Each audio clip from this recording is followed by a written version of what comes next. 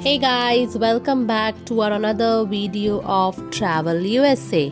Some places leave you breathless, some makes you feel at home, and some reminds you how beautiful the world can be.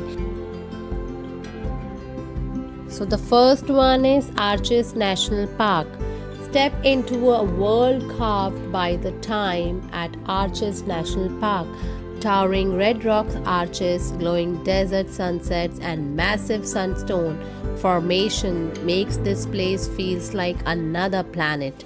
Every trail leads you a view that takes you breathe away, and every arch tells you a story millions of years old.